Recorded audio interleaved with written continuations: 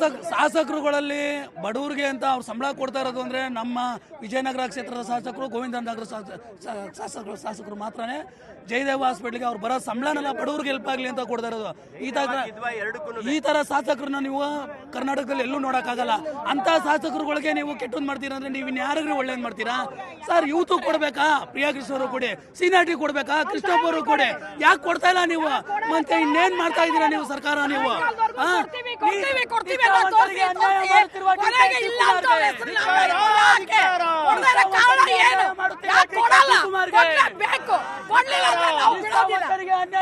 ನಮ್ಮ ಇಬ್ಬರು ಶಾಸಕರಿಗೆ ಅನ್ಯಾಯ ಆಗಿದೆ. ಸದಾ ಜನಪರವಾದಂಥ ಕೆಲಸಗಳನ್ನ ಮಾಡಿ ಬಡವರಿಗೋಸ್ಕರ ಮಿಡಿಯುವಂಥ ಹೃದಯಗಳವ್ರದ್ದು. ನೀವೇ ನೋಡಿರ್ಬೋದು, ಇವತ್ತು ಇಷ್ಟೊಂದು ಜನ ಸೇರಿರೋದ್ ಕಾರಣನೇ ಅವರು ಯಾವುದೇ ಥರದ ಭ್ರಷ್ಟಾಚಾರ ಇಲ್ಲದೆ ಸದಾ ಬಡವರಿಗೋಸ್ಕರ ತಮ್ಮ ಏನಂತಾರೆ ರಾಜಕೀಯ ಜೀವನದಲ್ಲಿ ಯಾರ ಒಬ್ಬ ಶಾಸಕರು ತಮ್ಮ ಸಂಬಳವನ್ನು ಒಂದು ಆಸ್ಪತ್ರೆಗೋಸ್ಕರ ಮೀಸಲಿಟ್ಟ ಉದಾಹರಣೆನೇ ಇಲ್ಲ. ಇವರು ತಮ್ಮ ಸಂಬಳವನ್ನು ಹಾಸ್ಪಿಟ್ಲಿಗೋಸ್ಕರ ಮೀಸಲಿಡ್ತಾರೆ. ಜೊತೆಗೆ ಬಡವರಿಗೋಸ್ಕರ ಸದಾ ತಮ್ಮ ಬಾಗಿಲನ್ನು, ತಮ್ಮ ಮನೆ ಮತ್ತು ಆಫೀಸ್ ಬಾಗಿಲನ್ನು ಸದಾ ತೆರೆದಿಡ್ತಾರೆ. ಯಾಕೆ ಅಂತಂದರೆ ಅವರಿಗೆ ಏನು ಕಷ್ಟ ಇದ್ರೂ ಅವರಿಗೆ ಸ್ಪಂದಿಸುವಂಥ ಕೆಲಸಗಳನ್ನ ಅವ್ರು ಯಾವಾಗೂ ಮಾಡಿರ್ತಾರೆ. ನಾವಿವತ್ತು ಯಾವುದೇ ಥರ ಪಕ್ಷ ವಿರೋಧಿ ಚಟುವಟಿಕೆ ಮಾಡ್ತಾ ಇಲ್ಲ. ನಾವು ಕೇಳ್ತಾ ಇರೋದು ನಮ್ಮ ಶಾಸಕರಿಗೆ ಅನ್ಯಾಯ ಆಗಿದೆ, ನಮ್ಮ ಶಾಸಕರಿಗೆ ಮಂತ್ರಿ ಸ್ಥಾನ ಕೊಡಿ ಅಂತ. ಯಾಕೆ ಕೇಳ್ತಾ ಇದ್ದೀವಿ ಅಂತ ಹೇಳಿದ್ರೆ, ಅವರಿಗೆ ಮಂತ್ರಿ ಸ್ಥಾನ ಕೊಟ್ಟಲ್ಲಿ ಇನ್ನ ಸಾವಿರಾರು ಲಕ್ಷಾಂತರ ಜನಗಳಿಗೆ, ಇನ್ನ ಬಡವರಿಗೆ ಅದು ಉಪಯೋಗ ಆಗುತ್ತೆ. ಆ ಉಪಯೋಗ ಆಗೋ ರೀತಿಯಲ್ಲಿ ನಮ್ಮ ಸರ್ಕಾರ, ನಮ್ಮ ಕಾಂಗ್ರೆಸ್ ಸರ್ಕಾರ ಮತ್ತು ನಮ್ಮ ಅಧ್ಯಕ್ಷರು ಇದಕ್ಕೆ ಅರಿವು ಮಾಡಿಕೊಡ್ಬೇಕು.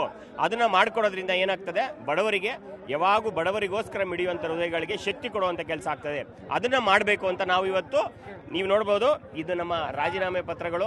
ಎಲ್ಲ ಬ್ಲಾಕ್ ಅಧ್ಯಕ್ಷರುಗಳು, ವಾರ್ಡ್ ಅಧ್ಯಕ್ಷರುಗಳು, ಮತ್ತೆ ಗ್ಯಾರಂಟಿ ಸಮಿತಿ ಅಧ್ಯಕ್ಷರುಗಳು, ಗ್ಯಾರಂಟಿ ಸಮಿತಿ ಮೆಂಬರ್ಗಳು, ಮತ್ತೆ ಮಹಿಳಾ ಕಾಂಗ್ರೆಸ್ಸು, ಮತ್ತೆ NSU ಯೂತ್ ಕಾಂಗ್ರೆಸ್ಸು ಎಲ್ಲರೂ ಸೇರಿ ಸಾಮೂಹಿಕವಾಗಿ ಒಂದು ರಾಜೀನಾಮೆ ಕೊಡ್ತಾ ಇದ್ದೀವಿ.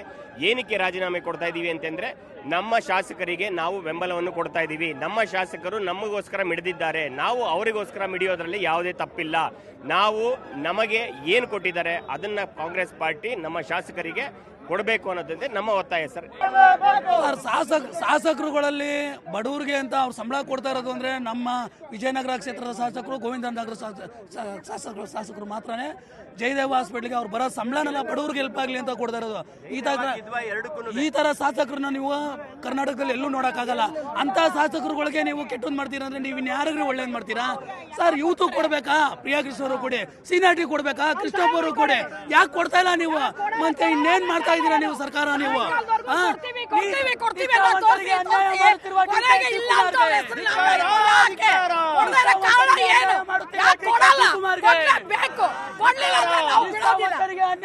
ನಮ್ಮ ಇಬ್ಬರು ಶಾಸಕರಿಗೆ ಅನ್ಯಾಯ ಆಗಿದೆ. ಸದಾ ಜನಪರವಾದಂಥ ಕೆಲಸಗಳನ್ನ ಮಾಡಿ ಬಡವರಿಗೋಸ್ಕರ ಮಿಡಿಯುವಂಥ ಹೃದಯಗಳವ್ರದ್ದು. ನೀವೇ ನೋಡಿರ್ಬೋದು, ಇವತ್ತು ಇಷ್ಟೊಂದು ಜನ ಸೇರಿರೋದ್ ಕಾರಣನೇ ಅವರು ಯಾವುದೇ ಥರದ ಭ್ರಷ್ಟಾಚಾರ ಇಲ್ಲದೆ ಸದಾ ಬಡವರಿಗೋಸ್ಕರ ತಮ್ಮ ಏನಂತಾರೆ ರಾಜಕೀಯ ಜೀವನದಲ್ಲಿ ಯಾರ ಒಬ್ಬ ಶಾಸಕರು ತಮ್ಮ ಸಂಬಳವನ್ನು ಒಂದು ಆಸ್ಪತ್ರೆಗೋಸ್ಕರ ಮೀಸಲಿಟ್ಟ ಉದಾಹರಣೆನೇ ಇಲ್ಲ. ಇವರು ತಮ್ಮ ಸಂಬಳವನ್ನು ಹಾಸ್ಪಿಟ್ಲಿಗೋಸ್ಕರ ಮೀಸಲಿಡ್ತಾರೆ. ಜೊತೆಗೆ ಬಡವರಿಗೋಸ್ಕರ ಸದಾ ತಮ್ಮ ಬಾಗಿಲನ್ನು, ತಮ್ಮ ಮನೆ ಮತ್ತು ಆಫೀಸ್ ಬಾಗಿಲನ್ನು ಸದಾ ತೆರೆದಿಡ್ತಾರೆ. ಯಾಕೆ ಅಂತಂದ್ರೆ ಅವರಿಗೆ ಏನು ಕಷ್ಟ ಇದ್ರೂ ಅವರಿಗೆ ಸ್ಪಂದಿಸುವಂಥ ಕೆಲಸಗಳನ್ನ ಅವ್ರು ಯಾವಾಗೂ ಮಾಡಿರ್ತಾರೆ.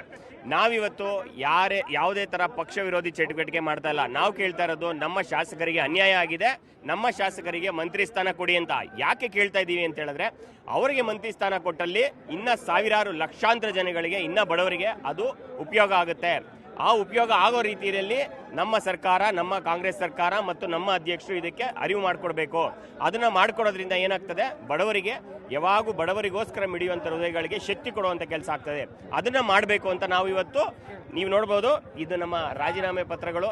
ಎಲ್ಲ ಬ್ಲಾಕ್ ಅಧ್ಯಕ್ಷರುಗಳು, ವಾರ್ಡ್ ಅಧ್ಯಕ್ಷರುಗಳು, ಮತ್ತೆ ಗ್ಯಾರಂಟಿ ಸಮಿತಿ ಅಧ್ಯಕ್ಷರುಗಳು, ಗ್ಯಾರಂಟಿ ಸಮಿತಿ ಮೆಂಬರ್ಗಳು, ಮತ್ತೆ ಮಹಿಳಾ ಕಾಂಗ್ರೆಸ್ಸು, ಮತ್ತೆ NSU ಯೂತ್ ಕಾಂಗ್ರೆಸ್ಸು ಎಲ್ಲರೂ ಸೇರಿ ಸಾಮೂಹಿಕವಾಗಿ ಒಂದು ರಾಜೀನಾಮೆ ಕೊಡ್ತಾ ಇದ್ದೀವಿ. ಏನಕ್ಕೆ ರಾಜೀನಾಮೆ ಕೊಡ್ತಾ ಇದ್ದೀವಿ ಅಂತಂದ್ರೆ, ನಮ್ಮ ಶಾಸಕರಿಗೆ ನಾವು ಬೆಂಬಲವನ್ನು ಕೊಡ್ತಾ ಇದ್ದೀವಿ. ನಮ್ಮ ಶಾಸಕರು ನಮಗೋಸ್ಕರ ಮಿಡಿದಿದ್ದಾರೆ, ನಾವು ಅವರಿಗೋಸ್ಕರ ಮಿಡಿಯೋದ್ರಲ್ಲಿ ಯಾವುದೇ ತಪ್ಪಿಲ್ಲ. ನಮಗೆ ಏನು ಕೊಟ್ಟಿದ್ದಾರೆ ಅದನ್ನ ಕಾಂಗ್ರೆಸ್ ಪಾರ್ಟಿ ನಮ್ಮ ಶಾಸಕರಿಗೆ ಕೊಡಬೇಕು ಅನ್ನೋದಂತೆ ನಮ್ಮ ಒತ್ತಾಯ ಸರ್.